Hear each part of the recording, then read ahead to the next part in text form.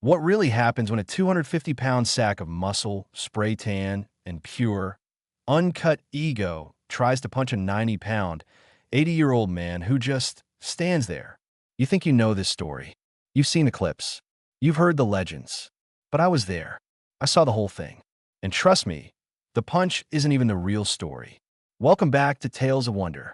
If you enjoy stories about karma, consequence, and the kind of quiet justice that you can really savor, you're in the right place.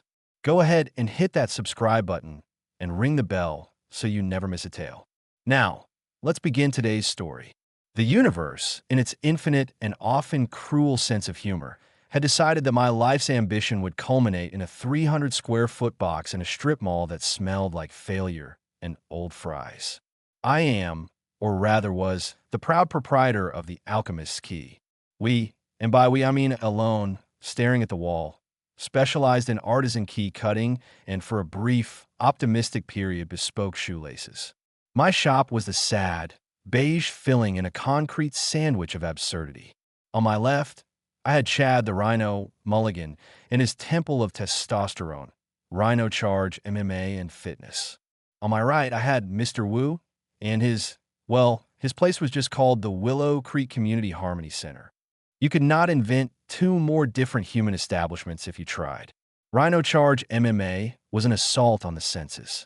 The moment you walked into our shared, linoleum-tiled hallway, you were hit by a wall of sound, thudding, repetitive techno-metal that sounded like a washing machine falling down a flight of stairs, overlaid with the grunts and roars of Chad's disciples. The smell, oh, the smell. It was a potent cocktail of industrial-grade rubber matting, unshowered bravado, and the sickly sweet, chemical cherry stench of his signature Rhino Rage pre-workout smoothies, which he blended in a blender so loud I once thought a helicopter was landing on the roof. Chad himself was exactly what you'd picture. He was a walking bicep with bleached blonde frosted tips, a neck that had completely absorbed his head, and a permanent expression of someone who had just been challenged to a chugging contest. His entire business model seemed to be loud and aggressive. He had maybe 5 paying clients, but they were all carbon copies of him. They'd park their unnecessarily large, lifted trucks, the kind that had never seen a speck of mud, diagonally across 3 parking spots, including the 2 reserved for Willow Creek seniors. And then there was Willow Creek. My right-hand neighbor was an oasis of absolute, baffling calm. Mr. Wu's establishment had a small, hand-painted sign. The windows were clean. A single, perfectly pruned bonsai tree sat on the sill. While Chad's side of the building vibrated, Wu's side didn't. You'd walk past, and the only sound you'd hear was the gentle tinkle of a small wind chime he'd hung from the doorframe, and, sometimes, the faint sound of flute. The smell from Wu's place was jasmine tea, old paper, and a faint, clean scent of sandalwood. His clients were not clients. They were just people, old people. Mrs. Petrov, who was 90 if she was a day, would arrive in a cab. Mr. Henderson, who had a walker with tennis balls on the feet. A small, rotating group of senior citizens who would shuffle into the Harmony Center and emerge 2 hours later, looking exactly the same, but maybe just a little bit more peaceful. I'd peek in sometimes on my way to get a depressing coffee from the gas station across the street. They weren't doing anything. They'd just be standing in a circle. Sometimes they'd very slowly raise one arm, as if reaching for a cookie on a high shelf in extreme slow motion. This was, apparently, Tai Chi to Chad. Mr. Wu and his flock of zombies, as he called them, were a personal affront. A deep, existential insult to his Rhino-Charge lifestyle. Look at him, bro. He'd bellow at me, leaning in my doorway, his breath a wave of artificial fruit punch. I, of course, would be pretending to be fascinated by the intricate grooves of a quickset KW1 blank. It's pathetic. They're just waiting to die. In slow motion. Il est juste not. That'll be $4.50 for the copy, Chad. He never paid. He'd just laugh, slap the counter so hard my bespoke shoelace display would rattle, and say, "Put it on my tab, bro." I didn't have a tab system. But the real conflict wasn't just philosophical. It was practical. Our strip mall was a leaky, poorly managed dump. The owner, a mythical entity named Henderson Properties, was just a P.O. box in another state. The roof leaked over my key-cutting machine, and the for lease sign on the empty, everything else, had faded from red to a sad, pale pink. Chad was failing. His gym, despite the beast mode banners, was hemorrhaging money. He was loud, but he wasn't profitable.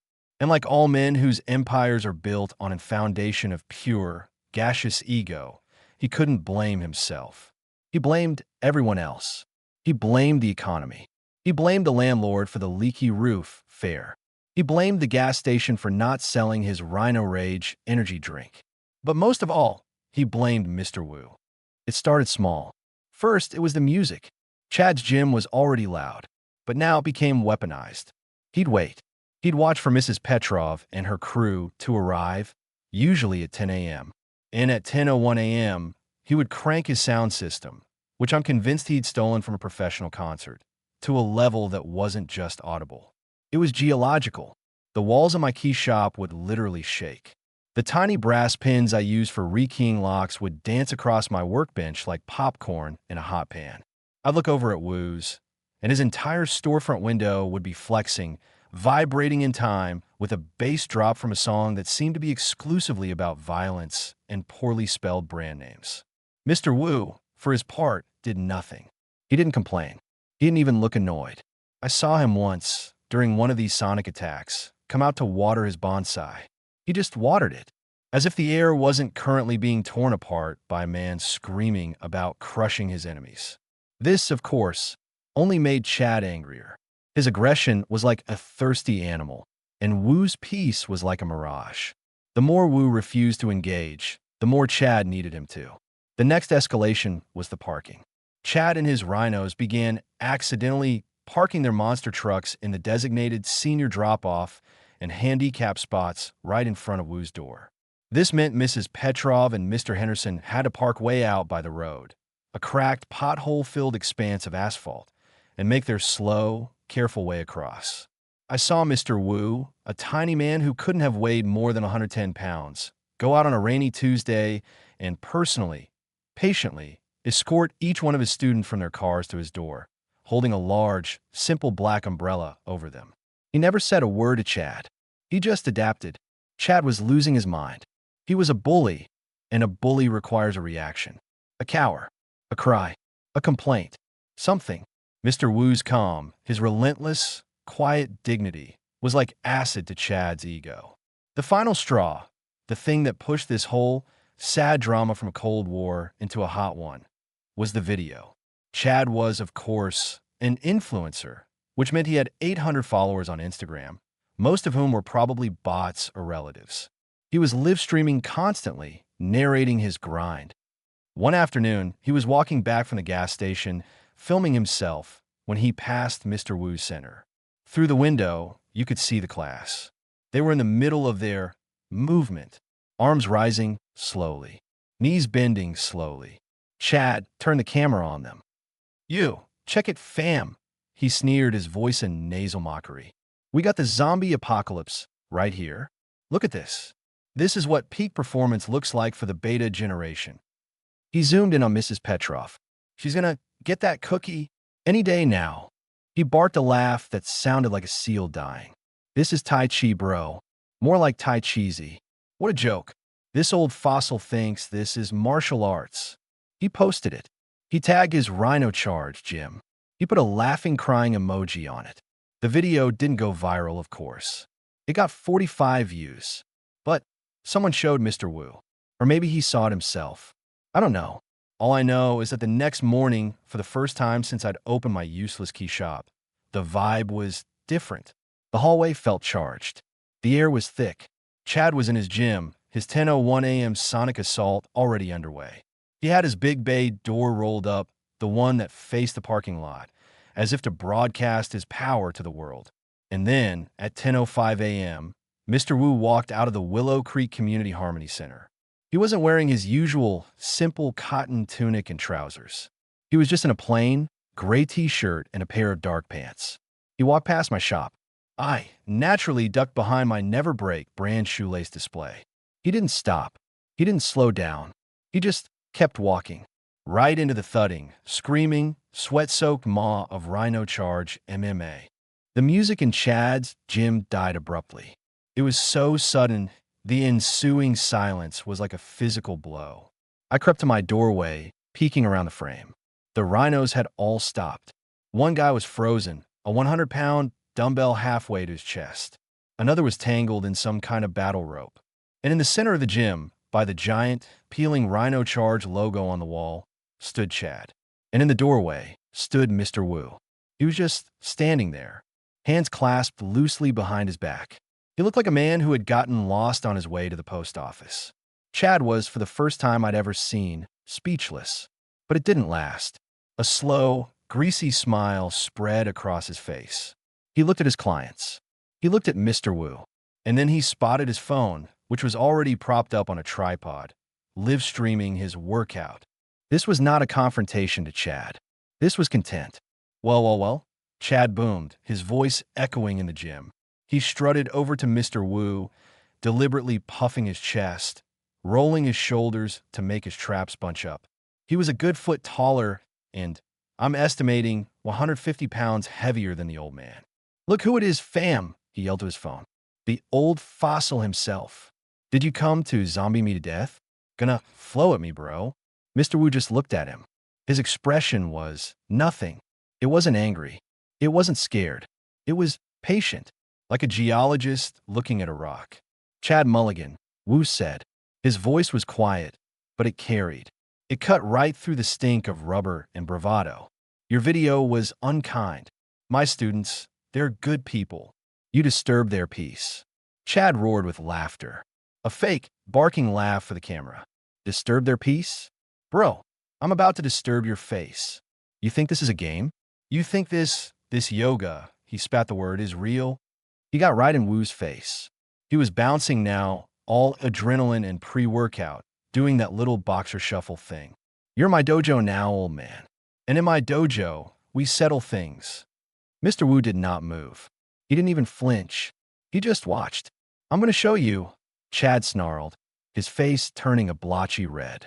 "I'm going to show you in your live stream. Oh wait, I'm live. Even better. I'm going to show my followers what real martial arts look like. I'm going to hit you. I'm going to hit you once. And you're going to go down." He was practically vibrating. This was it. The moment his entire sad life had been building toward. A public display of dominance over an 80-year-old man. Mr. Wu sighed. It was a small, sad sound. "That would be unwise, Mr. Mulligan. Unwise." Chad screamed. "I'll show you unwise." You're daring me?" "I am done it. Fam, he dared me." He took a step back. He planted his back foot. He was telegraphing this punch from next Tuesday. He balled up a fist the size of canned ham, pulled it back to his ear, and with a roar that was half grunt, half scream, he threw it. He threw it with every ounce of his energy. All 250 pounds of Rhino-Charge was behind this punch. It was a massive, looping, arrogant, ugly, camera-friendly haymaker aimed right at Mr. Wu's head. I sucked in a breath. Mrs. Petrov, who had apparently followed Mr. Wu, let out a tiny gasp from the hallway.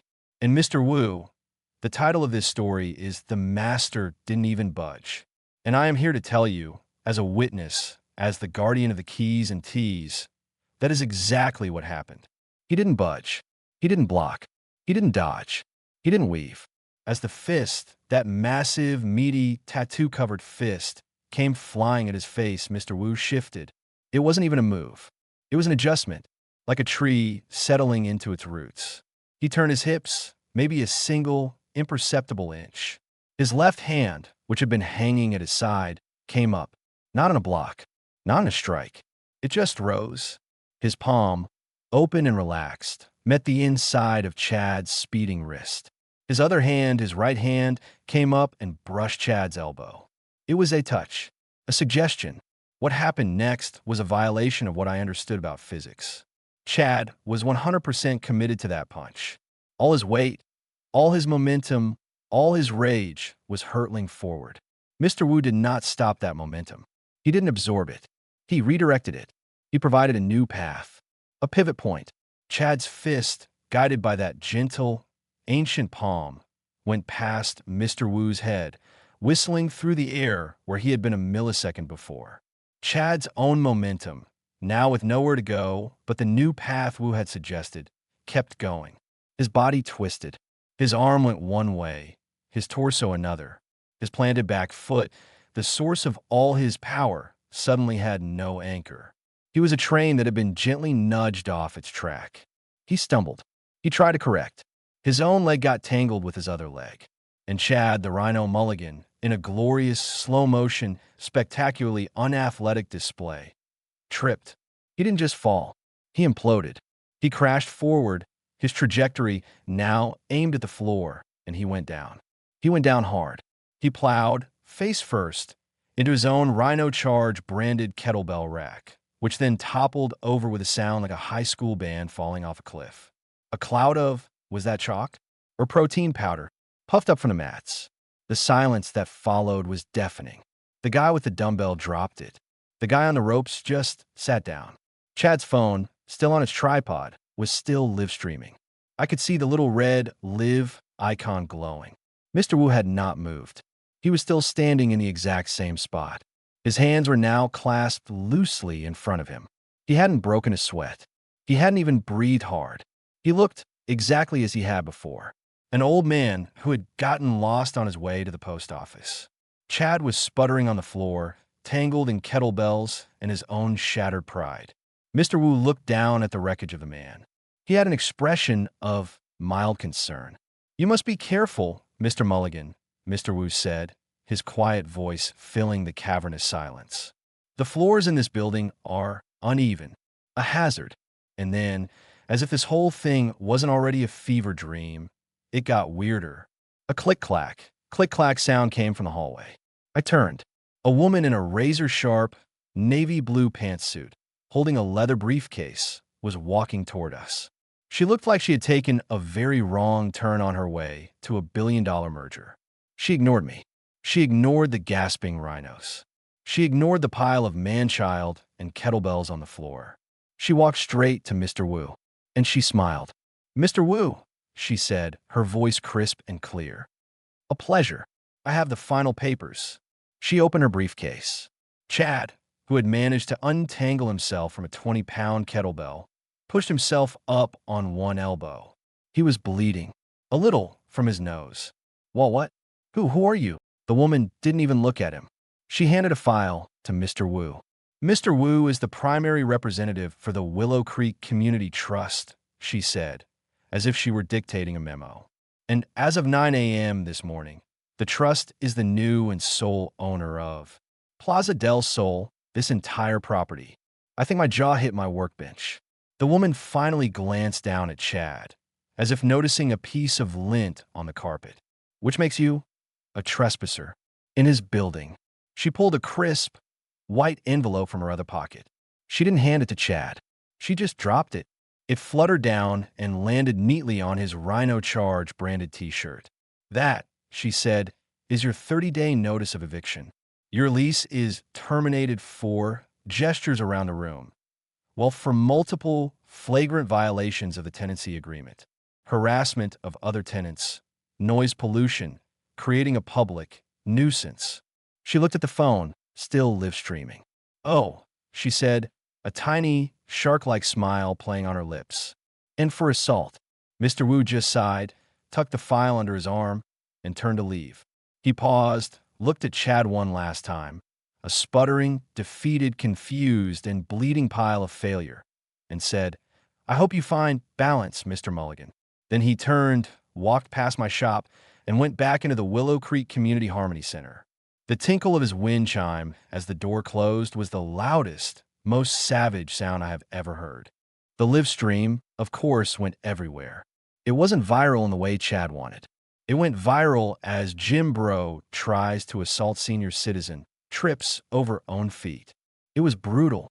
It was clipped. It was memed. There was a Rhino-Charge fall challenge for a week where people filmed themselves tripping over things. Chad was done. His Rhino-Charge energy drink sponsor, which was, I found out, his uncle's car detailing company, pulled out. His followers evaporated. His clients vanished. Within a week, the gym was empty. 2 weeks later, a moving van showed up, Not a professional one, but his dad's pickup truck, and they loaded up the kettlebells. Chad never spoke to me again. He never even looked at me. He just left, a cloud of artificial cherry and shame dissipating into the past.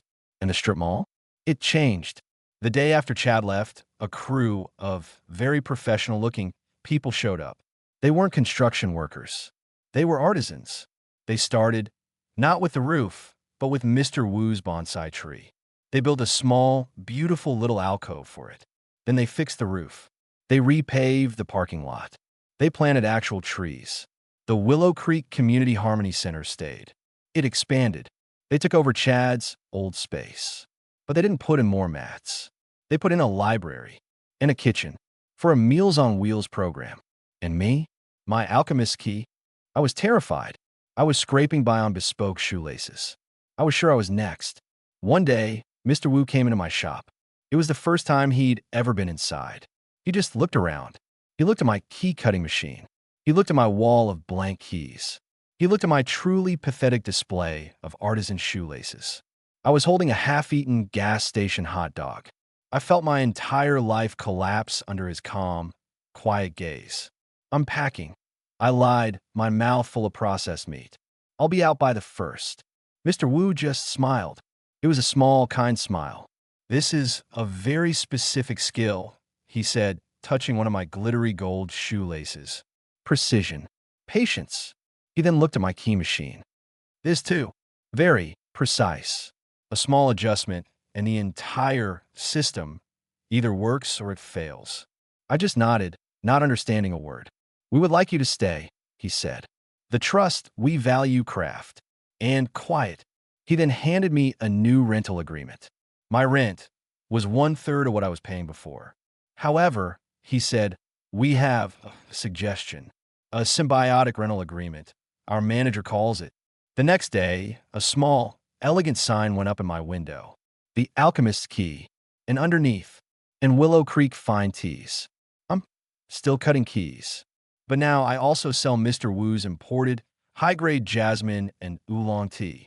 I make more money on the tea in one day than I ever did on shoelaces in a month. I've become the guardian of the keys and teas.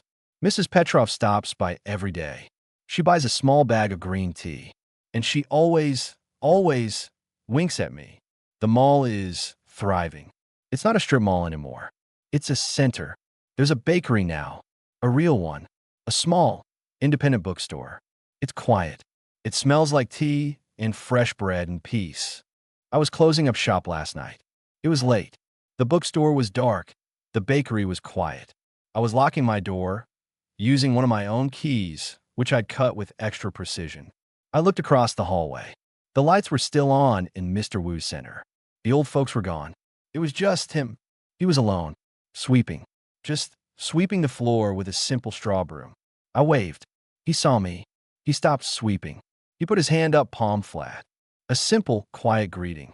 And he smiled. I smiled back. I turned to leave. And then, I saw it. I must have walked past it 100 times, but I'd never really looked. On his door, below the hand-painted Willow Creek Community Harmony Center sign, there was a new sign. A very small, very official-looking, polished brass plaque. I squinted. I had to get closer. It wasn't a martial arts plaque. It wasn't a Tai Chi Chuan certificate. The plaque read, Wu Chun, Ph.D., Professor Emeritus Department of Applied Physics and Structural Engineering. I just stood there. The key in my hand suddenly felt very heavy. I looked back through the window. Mr. Wu was still sweeping. He looked up, saw me reading the plaque. He just kept smiling. And then he winked. Wait, what? Applied physics? Structural engineering? I thought back to that day. The shift, the pivot, the redirection of momentum, the suggestion. He wasn't a Tai Chi master. Well, maybe he was, but he was definitely an engineer. He didn't fight Chad. He just calculated the precise structural failure point of his arrogance. What do you think? Was Mr. Wu's move an act of ancient martial arts, or was it just really good, perfectly applied high school physics? Let me know your thoughts in the comments below. If you enjoyed this tale of quiet karma and structural integrity, Be sure to give this video a like and subscribe to Tales of Wonder for more stories just like this one. Your support keeps our little shop of stories open for business. Thanks for listening, everyone. Be good to each other. And, be careful with your balance. See you in the next video.